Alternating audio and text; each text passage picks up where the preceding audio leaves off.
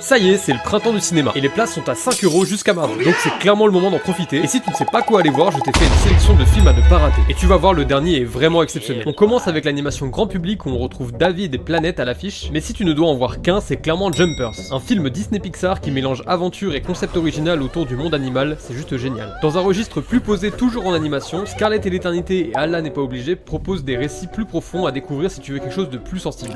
Du côté des drames, on retrouve 13 films à l'affiche, il va donc clairement falloir faire un choix. Et les deux films qui ressortent vraiment du lot, c'est Les Rayons et les Ombres et La Maison des Femmes. Deux films très différents mais très forts dans l'approche des sujets qu'ils traitent, je ne peux que vous les conseiller. Qui dit week-end dit souffler un bon coup, et côté comédie, il y a aussi de quoi faire. Entre Police Flash 80 avec François Damiens, pour le côté nostalgique et décalé, et Alter Ego avec Laurent Lafitte, plus centré sur un concept malin. Ça te fait là deux options très différentes, mais tout aussi efficaces pour sortir du ciné avec le sourire. Maintenant, si ton truc c'est le mélange de genres, on retrouve quelques comédies dramatiques, dont Le Crime du troisième étage avec Gilles Lelouch et Laetitia Casta, et Little Trouble Girls, qui sont tous deux assez bien notés. Côté thriller, y a pas trop débat, c'est La Guerre des Prix avec Anna Girardot qui ressort du lot. J'en ai parlé dans ma vidéo de la semaine, n'hésite pas à aller check si ça t'intéresse. Pour les amateurs de sensations fortes, il y a aussi un peu d'horreur avec Le Sifflet ou encore Bride, qui lui est plus un drame, roman, science-fiction, mais je savais pas trop où le ranger. Côté biopic, Christie avec Sydney Sweeney est celui qui attire le plus l'attention, devant Le Testament d'Anne Lee avec Amanda Seyfried. Côté documentaire, là il y a vraiment de belles propositions en tout genre, donc je vais te laisser choisir entre les 4 qui s'affichent à l'écran. Et enfin pour moi, le film à ne pas rater ce printemps du cinéma, c'est évidemment